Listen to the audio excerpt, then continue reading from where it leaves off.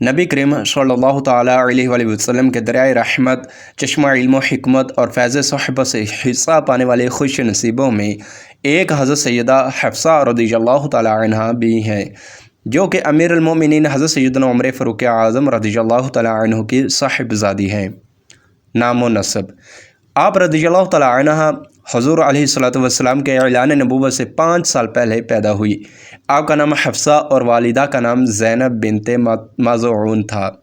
آپ اپنے والد محترم کی ترغیب پر نور ایمان سے مشرف ہوئی اور اپنے پہلے شوہر حضرت خنیس بن حذافہ سہمی رضی اللہ تعالیٰ عنہ کے ساتھ مکہ مکرمہ سے مدینہ منورہ ہجرت فرمائی۔ آپ رضی اللہ تعالیٰ عنہ نہایت بلند ہمت، بکثرت روزے رکھنے والی اور رات عبادت میں گزارنے والی عابدہ و زاہدہ خاتون تھی۔ ایک بار جبریل امین علیہ السلام بارگاہ رسالت میں حاضر ہوئے اور ان کی عبادت اور ریاضت کا یوں ذکر فرمایا: یہ بہت زیادہ روزہ رکھنے والی، رات کو بہت زیادہ قیام کرنے والی اور جنت میں آپ کی اہلیہ ہے۔ آپ رضی اللہ تعالیٰ عنہ کثرت سے تلاوت قرآن کرتی تھی، حق گوئی، حاضر جوابی اور فہم و فراست جیسی عمدہ صفات میں اپنے والد محترم کا مزاج پایا تھا۔ حضور سے نکاح: حضرت خنیس بن حذافہ سہمی رضی اللہ تعالیٰ عنہ کی شہادت کے بعد حضور علیہ الصلوۃ والسلام نے 3 ہجری میں آپ سے نکاح فرمایا۔ شوق علم: آپ رضی اللہ تعالیٰ عنہ کو علم دین سے بے حد شغف تھا۔ یہی وجہ تھی کہ آپ کو جو بات معلوم نہ ہوتی بلا جھجک پوچھ لیا کرتی۔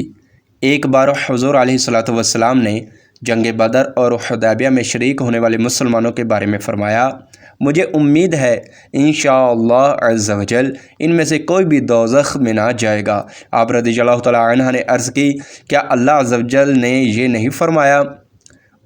ترجمہ کنز ایمان: اور تم میں کوئی ایسا نہیں جس کا گزر دوزخ پر نہ ہو۔ تو حضور علیہ الصلوۃ والسلام نے جواباً ارشاد فرمایا: اللہ عز و جل نے یہ بھی ارشاد فرمایا ہے۔ ترجمہ کنز ایمان: پھر ہم ڈر والوں کو بچا لیں گے اور ظالموں کو اس میں چھوڑیں گے، گھٹنوں کے بل گریں۔ شان فقاہت: آپ رضی اللہ تعالیٰ عنہ علم حدیث و فقہ میں مہارت رکھتے تھے، یہاں تک کہ حضرت سیدنا عمر فاروق اعظم رضی اللہ تعالیٰ عنہ نے عورتوں کے متعلق شرعی مسائل میں آپ رضی اللہ تعالیٰ عنہ کی جانب رجوع فرمایا۔ سفر آخرت: وصال سے قبل آپ رضی اللہ تعالیٰ عنہ نے اپنا مال صدقہ کر دیا اور جائیداد وقف کر دینے کی وصیت فرمائی۔